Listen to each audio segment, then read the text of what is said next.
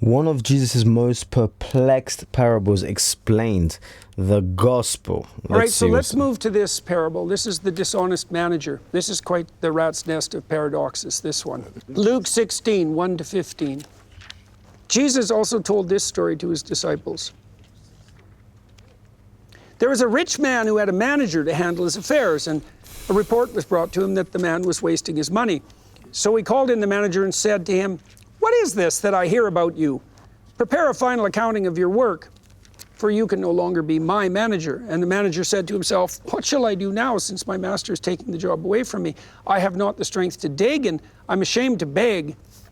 But I do know what I can do to make sure that people will still receive me into their houses after I am put out of my position." So calling in his master's debtors one by one, he asked the first, "How much do you owe my master?" The debtor said, 100 measures of olive oil. And the manager said, "Take your account, sit down quickly, and write 50 instead." Then he asked another, "And how much do you owe?" And the man said, 100 measures of wheat. And the manager said, "Take your account and make it 80. In this, the master had to acknowledge the practical shrewdness of the dishonest manager. For the children of this world are wiser than the children of light in dealing with their own kind. And I tell you, there's a lesson here for you as well. If you possess the wealth of this world, even though that wealth is unrighteous in itself, you should use it to make friends and to do good, so that when your life is over, you will be received into the eternal dwelling places. Well, let's start with that. I'll finish the rest of it in a minute. So that's interesting. I'm going to let you start. You want me to start on that? I'm going to let you start with that. Yeah, because it's such a such a surprise. This particular parable. Okay, I've been thinking about this parable forever, and I'll be honest with you, I don't think I completely understand it. I have intimations about it, and the best way I can understand it is in an amoral application. If I use an amoral application, then I'm able to understand some reality to it, and you could think about it in a job situation, which is that imagine a manager that is just kind and merciful to his employees, and then he gets in trouble with the boss. The people that are under him that have been treated kindly, even if it's in the name of the company in some ways, like he's literally forgiving the debts of the person above him, that those will become like a body for him. And that's a way to understand it. It's like if we extend compassion and mercy around us, even in this weird way that he's describing, the people become like a body that will help you land, like that you'll land in their care is the way that I understand it. So I see it more as an ontological reality, but obviously the morality to it seems to have something to do with, with the way that God says, if you forgive, then I will forgive you. But the weird thing about the parable is that he's not forgiving, he's forgiving the debts of the boss, and that's what makes it very strange. But that is how far I go with that. Well, there's the practical shrewdness aspect too, which I think is interesting, because what the manager... Because he's being really tricky. Well, he's being tricky, but he does a bunch of things at once. One reading of this too is, well, he gets something for his mercy, but his boss gets something too. He gets some of the debt repaid.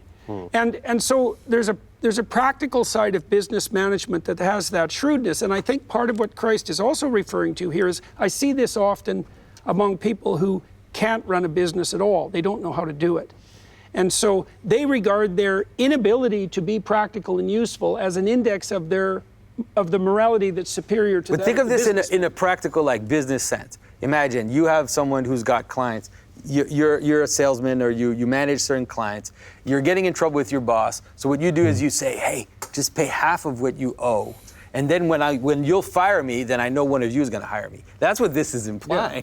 Well, let me ask you. So there's I think you really have to see it amorally, because my goodness. But is there a metaphor in part that people who are intermediaries for the Word of God, if they're imperfect themselves, still provide people access to that prosperity or light, even if they're flawed? I think that's quite close to the key. I think the key is in verse 8, where he says, "For the sons of this world are more shrewd in dealing with their own generation than the sons of light."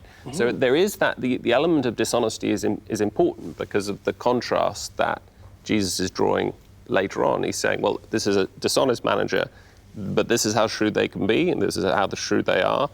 How much more should the sons of children like we should? Well, we can learn from the dishonest people. We can learn, you know. Should have their shrewd. That's the serpent eye. Not from that dishonesty, like that. but the shrewdness and the foresight for financial provision and security. How would you see it in this context? The shrewdness, like how would you apply it? The urgency.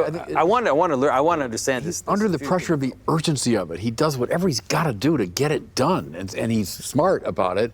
He's dishonest, and that's bothered the whole tradition. You know, all of our great teachers are, what the heck, the Lord is like recommending you be dishonest. But I think it's the urgency of the spiritual that if we get this upset about our economic state of affairs, that we'll go to that extent and we'll use our minds in such a clever way. How much more should we be under the urgency of the spiritual? But it also doesn't help to flap about in a crisis morally, right? At least he acts. He acts. He does something. And I think the Lord wants us to be that attentive.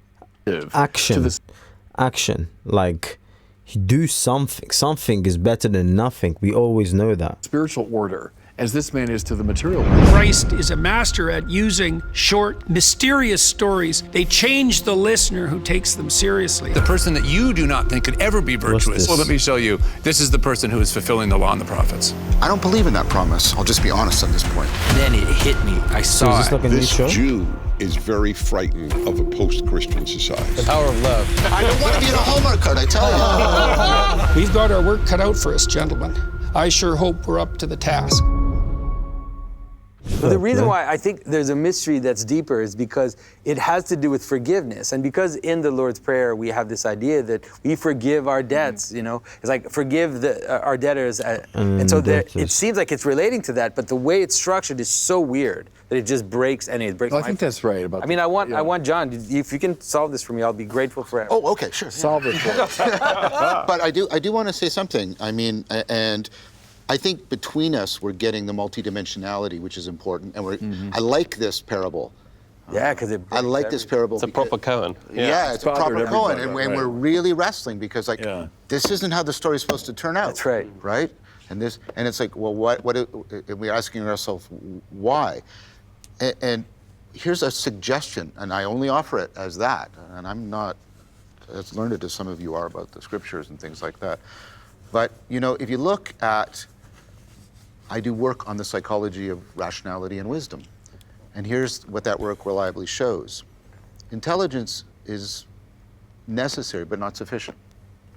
But it's necessary, right? It's necessary. We like to think that wisdom could be just captured by the moral dimension of our behavior. He keeps talking about wisdom, like shrewdness, but it's not, right? Intelligence is not sufficient. It's 0.3 correlated with rationality and even less with measures of wisdom.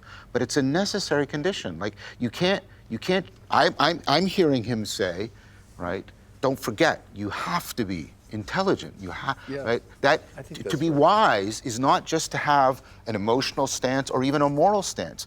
It is to have a set of cognitive abilities and properly. All he's just demonstrating are cognitive abilities. He's not demonstrating any it relates beautifully to what we were just talking about. Yeah. You know, the innocence of but clever as a serpent. That you have to make your way cannily through the world. I was thinking about that. As this guy is able to do. And that makes a lot of sense to me. It's also tied to what, Jordan, you're talking about, you're working with your clients on. How to make your way. How you make your way. Practically. Very difficult, right? You can't just float around. I mean, it's in some ways it's imploring to not just float around in a detached moral realm. And I think that's where he starts, right? Is that he's an irresponsible steward. There's no connection between his action and the reality he's supposed to be tending. And there's this kind of wake-up moment when he thinks, that's it, I'm out of a job in the street. Right. And what's interesting, I think, is that in a sense, he becomes the good steward in that moment, right? He actually begins to actively steward the resources that are before him. And so it's not... You think he becomes a good steward? What I'm saying is what I'm saying is there's the immorality of the story that is mysterious notwithstanding. What I'm saying is that's precisely what the steward, the king says, or the rich man says, is that, gosh, you know, you were this really bad steward, but now you've acted wisely. So in a certain sense, he's developed the virtues that he didn't have in the crisis. I wouldn't say that he didn't have. I would say, my take on it is, I would say You're getting in trouble. Was able to actualize or to bring forth the seeds that were already embedded within him. And that only took place due to being on the hot chair, on the hot seat, or under pressure. So, showing us that a lot of us, you've got it in you, and it's so unfortunate that you're bringing it forth, or you're bringing it out on the last minute, you know. So basically, you're someone that could have been already, if we use finances, because that's what we're talking about for now, you could have had 10 million as a net worth like 5 years ago. But due to you being dormant, just like it says in Proverbs, sit there, twiddle your thumbs a little, and poverty will sit upon you like a thief, you know, like an armed thief, essentially, right? So that's what I'm saying. But I don't know, I want to hear from you anyways in the comment section down below. Let me know what you think in regards to this. Share this to someone who needs this, who needs to try and decipher this as well. Christian friend, or maybe not so Christian friend. Why not? Like, share, and join the Patreon. Link is in the description. I'll catch you on the next one. God bless.